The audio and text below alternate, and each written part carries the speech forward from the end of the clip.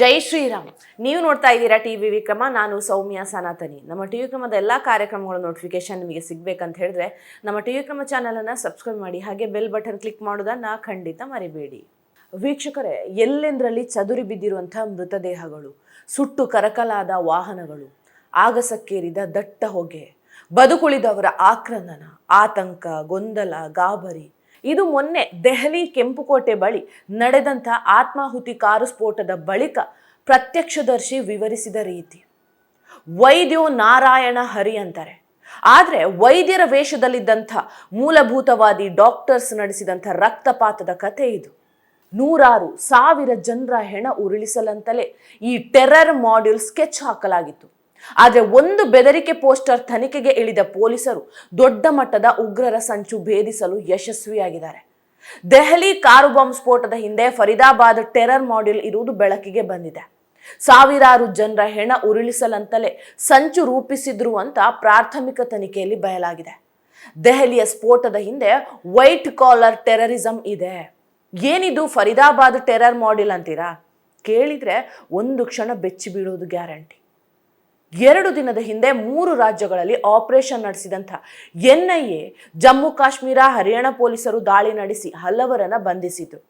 ಆದರೆ ಬಂಧನದ ಪೈಕಿ ಹರಿಯಾಣದ ಫರೀದಾಬಾದ್ನ ಅಲ್-ಫಲ್ಜಾ ವಿವಿ ವೈದ್ಯರಾದಂಥ ಡಾಕ್ಟರ್ ಮುಜಾಮಿಲ್ ಶಕೀಲ್, ಡಾಕ್ಟರ್ ಆದಿಲ್ ಕೂಡ ಒಬ್ರು. ಅವತ್ತು ಫರೀದಾಬಾದ್ ವಿವಿ ಮೇಲೆ ಜಮ್ಮು ಕಾಶ್ಮೀರದ ಪೊಲೀಸರು ದಾಳಿ ಮಾಡಿದಾಗ ಎಸ್ಕೇಪ್ ಆಗಿದಂಥ ಡಾಕ್ಟರ್ ಉಮರ್ ಮೊಹಮ್ಮದ್ ನಬಿ ಅನ್ನುವವನೇ ಮೊನ್ನೆ ದೆಹಲಿಯಲ್ಲಿ ಆತ್ಮಾಹುತಿ ಬಾಂಬ್ ದಾಳಿ ನಡೆಸಿದ್ದಾನೆ. ಫರೀದಾಬಾದ್ ಅಲ್-ಫಲ್ಹಾ ಹೆಸರಿಗೆ ಮಾತ್ರ ವಿಶ್ವವಿದ್ಯಾನಿಲಯ, ಆದರೆ ಒಳಗೆ ಮಾತ್ರ ಅದು ಉಗ್ರರ ಫ್ಯಾಕ್ಟರಿ ಆಗಿತ್ತು. ವಿಶ್ವವಿದ್ಯಾಲಯದ ಲ್ಯಾಬೊರೇಟರಿಯಲ್ಲಿ ಬಾಂಬ್ಗಳನ್ನು ತಯಾರು ಮಾಡ್ತಾ ಇದ್ರು. ಚೆನ್ನಾಗಿ ಓದಿ ಉತ್ತಮ ಡಾಕ್ಟರ್ಸ್ ಆಗೋದು ಬಿಟ್ಟು ಬಾಂಬ್ ತಯಾರಿಸಿ ಸಾವಿರಾರು ಜನರ ಜೀವ ತೆಗಿಲಿಕ್ಕೆ ಸಜ್ಜಾಗ್ತಾ ಇದ್ರು. ಈ ವಿವಿಯಲ್ಲಿ ಓದುವ 40% ವಿದ್ಯಾರ್ಥಿಗಳು ಕಾಶ್ಮೀರದವರೇ. ಇದು ವಿಶ್ವವಿದ್ಯಾಲಯ ಅಲ್ಲ, ಉಗ್ರರನ್ನ ತಯಾರು ಮಾಡುವ ಕಾರ್ಖಾನೆ. 2 ದಿನದ ಹಿಂದೆ ಫರೀದಾಬಾದ್ನಲ್ಲಿ ಡಾಕ್ಟರ್ ಮುಜಾಮಿಲ್ ಹಾಗೂ ಡಾಕ್ಟರ್ ಆದಿಲ್ ಮನೆ ಮೇಲೆ ಪೊಲೀಸರು ದಾಳಿ ಮಾಡಿ ಬರೋಬ್ಬರಿ 2900 kg ಸ್ಫೋಟ ವಶಪಡಿಸಿಕೊಂಡಿದ್ದಾರೆ. ಜೀವಂತ ಗುಂಡುಗಳು, AK-47 ಸೇರಿ ಹಲವು ಶಸ್ತ್ರಾಸ್ತ್ರಗಳನ್ನ ಪೊಲೀಸರು ಜಪ್ತಿ ಮಾಡಿದ್ದಾರೆ. ಪೊಲೀಸರು ಸ್ವಲ್ಪ ಮೈ ಮರೆತಿದ್ರು ಕೂಡ ದೆಹಲಿಯಲ್ಲಿ ಸಾವಿರಾರು ಜನರ ಹೆಣ ಬೀಳ್ತಾ ಇದ್ರು. ನೀವೆಲ್ಲರೂ ಗಮನಿಸಿರಬಹುದು, ಮಂಗಳೂರು ಗೋಡೆ ಬರಹ ಪ್ರಕರಣದ ತನಿಖೆಗೆ ಇಳಿದು ತೀರ್ಥಹಳ್ಳಿ ಟೆರರ್ ಮಾಡ್ಯೂಲ್ ಬಯಲಾಯಿತು. ಫರೀದಾಬಾದ್ ಟೆರರ್ ಮಾಡ್ಯೂಲ್ ಬಯಲಾಗಿದ್ದ ಹೇಗೆ ಅನ್ನೋದು ರೋಚಕ ವಿಷಯ. ಭಾರತದ ಹೃದಯ ಭಾಗ ದೆಹಲಿಯ ಕೆಂಪುಕೋಟೆ ಸಮೀಪ ಸ್ಫೋಟ ಪ್ರಕರಣದಲ್ಲಿ 3 ರಾಜ್ಯಗಳ ಲಿಂಕ್ ಇದೆ.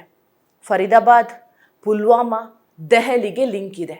ಅಕ್ಟೋಬರ್ 19ಕ್ಕೆ ಶ್ರೀನಗರದಲ್ಲಿ ಭಾರತೀಯ ಸೇನೆಗೆ ಬೆದರಿಕೆ ಹಾಕಿ ಜೈಷ್ ಎ ಮೊಹಮ್ಮದ್ ಸಂಘಟನೆ ಪರ ಪೋಸ್ಟ್ ಅಂಟಿಸಲಾಗಿತ್ತು. ಇದೊಂದು ಮಾಮೂಲಿ ಪೋಸ್ಟರ್ ಅಂತ ಜಮ್ಮು ಕಾಶ್ಮೀರದ ಪೊಲೀಸರು ಸುಮ್ಮನೆ ಆಗಿದ್ದಿದ್ರೆ ಇವತ್ತು ದೆಹಲಿಯಲ್ಲಿ ಸಾವಿರಾರು ಹೆಣಗಳೇ ಉರುಳ್ತಾ ಇದ್ವು. ಆದರೆ ಅವತ್ತು ಪೊಲೀಸರು ಕೈಕಟ್ಟಿ ಕೂರ್ಲೇ ಇಲ್ಲ. ಕೂಡಲೇ ಶ್ರೀನಗರದ ಬಾನ್ಪೋರಾ ನೌಗಾಮ್ ಠಾಣೆಯಲ್ಲಿ FIR ದಾಖಲು ಮಾಡಿಕೊಂಡು ತನಿಖೆಗೆ ಇಳಿತಾರೆ. ಆಪರೇಷನ್ ಮಹಾದೇವ್ ವೇಳೆ ಕಾರ್ಯಾಚರಣೆ ನಡೆಸಿದಂಥ SSP ಸಂದೀಪ್ ಚಕ್ರವರ್ತಿ ಈ ತನಿಖೆ ಹೊಣೆ ಹೊತ್ತರು. ತನಿಖೆ ಮಾಡ್ತಾ ಹೋದಂತೆ ವೈಟ್ ಕಾಲರ್ ಟೆರರ್ ವ್ಯವಸ್ಥೆ ಸೃಷ್ಟಿಯಾಗಿದ್ದು ಬಯಲಾಯಿತು. ಅದರ ಜೊತೆಗೆ ಮೂಲಭೂತವಾದಿ ಮನಸ್ಥಿತಿಯ ವೃತ್ತಿಪರರು, ವಿದ್ಯಾರ್ಥಿಗಳ ನೆಟ್ವರ್ಕ್ ಮಾಹಿತಿ ಕೂಡ ಸಿಕ್ತು. ಮೊದಲು ಕಾಶ್ಮೀರದಲ್ಲಿ 3 ಯುವಕರನ್ನ ಬಂಧಿಸಿದಂತಹ ಜಮ್ಮು ಕಾಶ್ಮೀರ ಪೊಲೀಸರು ತೀವ್ರ ತನಿಖೆಗೆ ಒಳಪಡಿಸಿದಾಗ ಸ್ಥಳೀಯ ಮೌಲ್ವಿ ಇರ್ಫಾನ್ ಅಹಮದ್ ಪಾತ್ರ ಬೆಳಕಿಗೆ ಬರುತ್ತೆ. ಮೌಲ್ವಿ ಇರ್ಫಾನ್ ಅಹಮದ್ ಅವರನ್ನ ವಿಚಾರಣೆ ನಡೆಸಿದಾಗ ವೈಟ್ ಕಾಲರ್ ಟೆರರಿಸಂ ಬಗ್ಗೆ ಮಾಹಿತಿ ಸಿಗುತ್ತೆ. ಕೂಡಲೇ 30 ತಾರೀಕಿಗೆ ಫರೀದಾಬಾದ್ನ ಅಲ್-ಫಲಾ ವಿವಿ ಪ್ರೊಫೆಸರ್ ಮುಜಾಮಿಲ್ ಶಕೀಲ್ ಅರೆಸ್ಟ್ ಮಾಡ್ತಾರೆ. ಈತ ಅಲ್-ಫಲಾ ವಿವಿ ಎಮರ್ಜೆನ್ಸಿ ವಿಭಾಗದ ಜವಾಬ್ದಾರಿ ನೋಡ್ಕೋತಾ ಇದ್ದ. ಡಾಕ್ಟರ್ ಮುಜಾಮಿಲ್ ಶಕೀಲ್ ವಿಚಾರಣೆ ನಡೆಸಿದಾಗ ಫರೀದಾಬಾದ್ನ ಟೆರರ್ ಮಾಡ್ಯೂಲ್ ಸ್ಫೋಟಕ ಮಾಹಿತಿ ಬಟಾಬಯಲಾಗತ್ತೆ. ಅದಾದ ಬಳಿಕ ಹಲವು ಭಾಗದಲ್ಲಿ ರೇಡ್ ಮಾಡಿ ಜಮ್ಮು ಕಾಶ್ಮೀರ ಪೊಲೀಸರು 2900 kg ಸ್ಫೋಟಕ, ಬಾಂಬ್ ತಯಾರಿಕೆ ಸಾಮಗ್ರಿಗಳು, ಹಾಗೆ ಟೈಮರ್, AK-47, AK-46 ಗುಂಡು ವಶಪಡಿಸ್ಕೊಳ್ತಾರೆ. ಫರೀದಾಬಾದ್ನಲ್ಲಿ ಡಾಕ್ಟರ್ ಮುಜಾಮಿಲ್ ಜೊತೆ ಡಾಕ್ಟರ್ ಆದಿಲ್ ಕೂಡ ಸಂಪರ್ಕ ಇದ್ದ. ಉತ್ತರ ಪ್ರದೇಶದ ಸಹರಾನ್ಪುರ್ನಲ್ಲಿ ಡಾಕ್ಟರ್ ಆದಿಲ್ ಬಂಧನ ಮಾಡ್ತಾರೆ. ಈ ಆದಿಲ್ ಬಂಧನದ ಬಳಿಕ ಡಾಕ್ಟರ್ ಶಾಹೀನ್ ಪಾತ್ರ ಗೊತ್ತಾಗುತ್ತೆ ಇದರಲ್ಲಿ ಇದೆ ಅಂತ. ಕೂಡಲೇ ಶೋಪಿಯಾನ್ನಲ್ಲಿ ಆಕೆಯನ್ನ ಬಂಧಿಸ್ತಾರೆ. ಹೀಗೆ ಒಬ್ಬೊಬ್ಬರನ್ನೇ ಜಮ್ಮು ಕಾಶ್ಮೀರ ಪೊಲೀಸರು ಬಂಧನ ಮಾಡ್ತಾ ಇದ್ದಂತೆ ಗಾಬರಿಗೊಂಡಂತ ಡಾಕ್ಟರ್ ಉಮರ್ I-20 ಕಾರಿನಲ್ಲೇ ಸ್ಫೋಟಕ ಇಟ್ಕೊಂಡು ದೆಹಲಿಗೆ ಪರಾರಿಯಾಗಿದ್ದ. ಮೊನ್ನೆ ಕೆಂಪುಕೋಟೆ ಸಮೀಪ ಆಕಸ್ಮಿಕವೋ ಆತ್ಮಾಹುತಿ ದಾಳಿಯೋ ಗೊತ್ತಿಲ್ಲ, ಕಾರು ಸ್ಫೋಟಗೊಂಡು 12 ಅಮಾಯಕರು ಜೀವ ಬಿಟ್ಟಿದ್ದಾರೆ. ಅದರ ಜೊತೆಗೆ 22 ಜನರು ಆಸ್ಪತ್ರೆಯಲ್ಲಿ ನರಳಾಡ್ತಾ ಇದ್ದಾರೆ. ವೀಕ್ಷಕರೇ, ದೆಹಲಿ ಕಾರು ಸ್ಫೋಟಕ ಪ್ರಕರಣದಲ್ಲಿ ಮಹಿಳಾ ಭಯೋತ್ಪಾದಕಿ ಡಾಕ್ಟರ್ ಶಾಹೀನ್ ಶಾಹಿದ್ಲಾಳನ್ನ ಅರೆಸ್ಟ್ ಮಾಡಲಾಗಿದೆ. ಇಡೀ ಫರೀದಾಬಾದ್ ಟೆರರ್ ಮಾಡ್ಯೂಲ್ನ ಕಿಂಗ್ ಪಿನ್ ಎಂದೇ ಹೇಳಲಾಗ್ತಾ ಇದೆ. ಈ ಡಾಕ್ಟರ್ ಶಾಹೀನ್ ಲಕ್ನೋದಲ್ಲಿ ವಾಸ ಮಾಡ್ತಾ ಇದ್ಲು. ಈಕೆ ತಾಯಿ ಊರು ಪುಲ್ವಾಮಾ. ಈಕೆ ಕೂಡ ಫರೀದಾಬಾದ್ನಲ್ಲಿ ವಿವಿಯಲ್ಲಿ ವೈದ್ಯೆಯಾಗಿ ಕೆಲಸ ಮಾಡ್ತಾ ಇದ್ಲು. ಬೆಚ್ಚಿ ಬೀಳುವ ವಿಷಯ ಏನ್ ಗೊತ್ತಾ? ಜೈಷ್ ಎ ಮೊಹಮ್ಮದ್ನ ಮಹಿಳಾ ಘಟಕದ ನೇತೃತ್ವ ವಹಿಸಿಕೊಂಡಿದ್ಲು ಈ ಶಾಹೀನ್. ಉಗ್ರ ಮಸೂದ್ ಅಜರ್ ಸೋದರಿ ಸಾದಿಯಾ ಸಂಪರ್ಕದಲ್ಲಿ ಇದ್ಲು. ಆಕೆಯ ಅಣತಿಯಂತೆ ಭಾರತದಲ್ಲಿ ಉಗ್ರ ಕೃತ್ಯ ನಡೆಸಲಿಕ್ಕೆ ಸಂಚು ಹೂಡ್ತಾ ಇದ್ರು. ಶಾಹೀನ್ ಬಂಧನದ ವೇಳೆ ಆಕೆಯ ಕಾರಿನಲ್ಲಿ AK-74 ರೈಫಲ್ ಸ್ಫೋಟಕಗಳು ಸಿಕ್ಕಿವೆ. ನೀವೇ ಯೋಚಿಸಿ, ಒಬ್ಬ ಡಾಕ್ಟರ್ ಯಾರಾದರೂ ಕಾರಿನಲ್ಲಿ AK-74 ಇಟ್ಕೊಂಡು ಓಡಾಡ್ತಾರ? ಪಹಲ್ಗಾಮ್ ಉಗ್ರ ದಾಳಿಗೆ ಪ್ರತೀಕಾರವಾಗಿ ಭಾರತೀಯ ಸೇನೆ ಆಪರೇಷನ್ ಸಿಂಧೂರ್ ಹೆಸರಲ್ಲಿ ಕಾರ್ಯಾಚರಣೆ ನಡೆಸಿತು. ಆ ಪೈಕಿ ಬಹವಾಲ್ಪುರದಲ್ಲಿ ಮಸೂದ್ ಅಜರ್ನ ಶುಭಾನಲ್ಲಾ ಮಸೀದಿ ಧ್ವಂಸ ಕೂಡ ಮಾಡಿತ್ತು. ಈ ಮಸೀದಿ ಮೇಲೆ ಬ್ರಹ್ಮೋಸ್ ಕ್ಷಿಪಣಿ ದಾಳಿ ನಡೆಸಿದ ಜೈಷ್ ಎ ಉಗ್ರ ಮಸೂದ್ ಅಜರ್ ಜಸ್ಟ್ ಎಸ್ಕೇಪ್ ಆಗಿ ಆತನ 10 ಕುಟುಂಬಸ್ಥರು ಸತ್ತಿದ್ರು. ಹೀಗಾಗಿ ತನ್ನ ಕುಟುಂಬಸ್ಥರ ಸಾವಿಗೆ ಪ್ರತೀಕಾರವಾಗಿ ಮಸೂದ್ ಅಜರ್ ದೆಹಲಿಯಲ್ಲಿ ಸ್ಫೋಟ ಮಾಡಿಸಿದ್ನ ಅನ್ನೋ ಅನುಮಾನ ಕೂಡ ಬಂದಿದೆ. ಯಾಕಂದ್ರೆ ಬಂಧಿತ ಡಾಕ್ಟರ್ಸ್ ಎಲ್ಲರೂ ಕೂಡ ಜೈಷ್ ಉಗ್ರ ಸಂಘಟನೆ ಸಂಪರ್ಕದಲ್ಲಿ ಇದ್ರು ಅಂತ ಪ್ರಾಥಮಿಕ ತನಿಖೆಯಲ್ಲಿ ಮಾಹಿತಿ ಸಿಕ್ಕಿದೆ. ಈವರೆಗೂ ಫರೀದಾಬಾದ್ನಲ್ಲಿ ಟೆರರ್ ಮಾಡ್ಯೂಲ್ ಆಯಿತು. ಇನ್ನು ಗುಜರಾತ್ ಟೆರರ್ ಮಾಡ್ಯೂಲ್ ಹೇಳ್ತೀನಿ ಕೇಳಿ. ವೀಕ್ಷಕರೇ, ಇಷ್ಟು ದಿನ ಬಾಂಬ್ ಸ್ಫೋಟ, ಡೆಡ್ಲಿ ಅಟ್ಯಾಕ್ ಮಾಡ್ತಾ ಇದ್ದಂಥ ಉಗ್ರರು ಇದೀಗ ಮತ್ತೊಂದು ರೂಪದ ದಾಳಿ ನಡೆಸಿ ವಿಧ್ವಂಸಕ ಕೃತ್ಯಕ್ಕೆ ಸಂಚು ರೂಪಿಸಿರೋದು ಬಯಲಿಗೆ ಬಂದಿದೆ. ದೇಶದಲ್ಲಿ ಅಪಾಯಕಾರಿ ಕೆಮಿಕಲ್ಗಳನ್ನು ಬಳಸಿ ಉಗ್ರರು ಬಯೋವಾರ್ಗೆ ಮುಂದಾಗಿರುವ ಆಘಾತಕಾರಿ ಸಂಗತಿ ಗುಜರಾತ್ ಭಯೋತ್ಪಾದನಾ ನಿಗ್ರಹ ದಳ ಕಾರ್ಯಾಚರಣೆ ವೇಳೆ ಬೆಳಕಿಗೆ ಬಂದಿದೆ. ಡಾಕ್ಟರ್ ಅಹ್ಮದ್ ಮೊಯ್ದೀನ್ ಸೈಯದ್, ಆಜಾದ್ ಸುಲೇಮಾನ್ ಶೇಖ್ ಹಾಗೆ ಮೊಹಮ್ಮದ್ ಸುಹೇಲ್, ಮೊಹಮ್ಮದ್ ಸಲೀಂ ಇವರು ಬಂಧಿತ ಆರೋಪಿಗಳು. ಈ ಮೂವರು ದೊಡ್ಡ ಪ್ರಮಾಣದ ಭಯೋತ್ಪಾದಕ ದಾಳಿಯಲ್ಲಿ ರಿಸಿನ್ ಅನ್ನ ಬಳಸಲು ಯೋಚಿಸ್ತಾ ಇದ್ರು. ಈಗಾಗಲೇ ಆಹಾರ ಮಾರುಕಟ್ಟೆಗಳು, ಸಾರ್ವಜನಿಕ ಪ್ರದೇಶ, ದೇವಸ್ಥಾನ ಪ್ರಸಾದಗಳಲ್ಲೂ ವಿಷ ಸೇರಿಸಲಿಕ್ಕೆ ಸಂಚು ರೂಪಿಸಿದ್ರು ಅಂತ ಮಾಹಿತಿ ಹೊರಬಿದ್ದಿದೆ. ಹೈದರಾಬಾದ್ ಮೂಲದ ಡಾಕ್ಟರ್ ಮೊಯ್ದೀನ್ ಸೈಯದ್ ಚೀನಾದಲ್ಲಿ MBBS ಓದ್ಕೊಂಡು ಬಂದಿದ್ದ. ಆದರೆ ರಿಸಿನ್ ಎಂಬ ವಿಷಕಾರಿ ತಯಾರಿಸಿ ಸಾಮೂಹಿಕ ಹತ್ಯೆ ಸಂಚು ಹೂಡಿದ್ದ.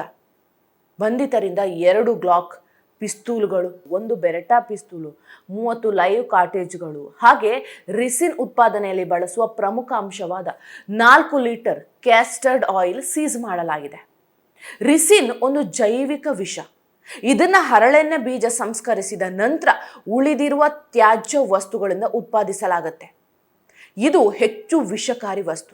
ಈ ರಿಸಿನ್ ವಿಷವನ್ನ ಸಣ್ಣ ಪ್ರಮಾಣದಲ್ಲೂ ಉಸಿರಾಡಿದ್ರೆ ಅಥವಾ ಸೇವಿಸಿದ್ರೆ, ಯಾವುದೇ ರೀತಿಯಲ್ಲಾದರೂ ದೇಹಕ್ಕೆ ಸೇರಿದ್ರೆ ಹೆಚ್ಚು ವಿಷಕಾರಿಯಾಗಿರುತ್ತೆ. ಈ ವಿಷ ಪದಾರ್ಥ ದೇಹಕ್ಕೆ ಸೇರಿದ್ರೆ ತೀವ್ರ ಅಂಗಾಂಗಗಳು ವೈಫಲ್ಯಗೊಂಡು ಮನುಷ್ಯರು ಸಾಯೋದು ಖಚಿತ. ಇದಕ್ಕೆ ಪ್ರತಿಯಾಗಿ ವೈದ್ಯ ಲೋಕದಲ್ಲಿ ಯಾವುದೇ ಔಷಧಿ ಇಲ್ಲ. ಹಾಗಾಗಿ ಈ ರಾಸಾಯನಿಕ ವಸ್ತು ಬಳಕೆ ಹಾಗೆ ತಯಾರಿಕೆ ಕಾನೂನಾತ್ಮಕವಾಗಿ ಅಪರಾಧ. ಈ ವಿಷ ಬಳಸಿ ಸಾಮೂಹಿಕ ಮಾರಣಹೋಮ ನಡೆಸಲಿಕ್ಕೆ ಈ 3 ಗ್ಯಾಂಗ್ ಸಜ್ಜಾಗಿತ್ತು. ಆದರೆ ಗುಜರಾತ್ ATS ಈ 3ರನ್ನ ಬಂಧಿಸಲಿಕ್ಕೆ ಯಶಸ್ವಿಯಾಗಿದೆ. ಇದರ ಬೆನ್ನಲ್ಲೇ ಮೋದಿ ಅವರು ಉಗ್ರರ ವಿರುದ್ಧ, ಮೂಲಭೂತವಾದಿಗಳ ವಿರುದ್ಧ ಗುಡುಗಿದ್ದಾರೆ. ಸ್ಫೋಟಿಸಿದ ಯಾವನನ್ನು ಕೂಡ ಸುಮ್ಮನೆ ಬಿಡೋದಿಲ್ಲ ಅಂತ ಹೇಳಿದ್ದಾರೆ. आज मैं यहाँ बहुत भारी मन से आया हूँ। कल शाम दिल्ली में हुई भयावह घटना ने सभी के मन को व्यथित कर दिया है। मैं पीड़ित परिवारों का दुख समझता हूँ। आज पूरा देश उनके साथ खड़ा है। मैं कल रात भर इस घटना की जांच में जुटी सभी एजेंसियों के साथ, सभी महत्वपूर्ण लोगों के साथ संपर्क में था। विचार विमर्श चलता था, जानकारियों के तार जोड़े जा रहे थे। हमारी एजेंसियां इस षड्यंत्र की तह तक जाएगी। इसके पीछे के षड्यंत्रकारियों को बख्शा नहीं जाएगा। All those responsible will be brought to justice. Amit Shah ಕೂಡ ಫೀಲ್ಡಿಗೆ ಇಳಿದಿದ್ದಾರೆ. ಅಲ್ಲಿಗೆ ಆಪರೇಷನ್ ಸಿಂಧು 2.0 ಘೋಷಣೆ ಮಾಡುವುದು ನಿಶ್ಚಿತ ಆದಂತಿದೆ. ಉಗ್ರರಿಗೆ, ಮೂಲಭೂತವಾದಿಗಳಿಗೆ ಇನ್ನೈತೆ ಮಾರಿ ಹಬ್ಬ. ಟಿವಿ ವಿಕ್ರಮ, ದೇಶ ನಿಮ್ಮ ಕೈಯಲ್ಲಿ. ಈ ಕಾರ್ಯಕ್ರಮ ನಿಮಗೆ ಇಷ್ಟ ಆಗಿದ್ದಲ್ಲಿ ಲೈಕ್, ಶೇರ್ ಹಾಗೂ ಕಮೆಂಟ್ ಮಾಡಿ. ಟಿವಿ ವಿಕ್ರಮದ ಕಾರ್ಯಕ್ರಮಗಳನ್ನು ನಿರಂತರವಾಗಿ ವೀಕ್ಷಿಸಲು ಸಬ್ಸ್ಕ್ರೈಬ್ ಮಾಡಿ, ಬೆಲ್ ಐಕನ್ ಒತ್ತಿ.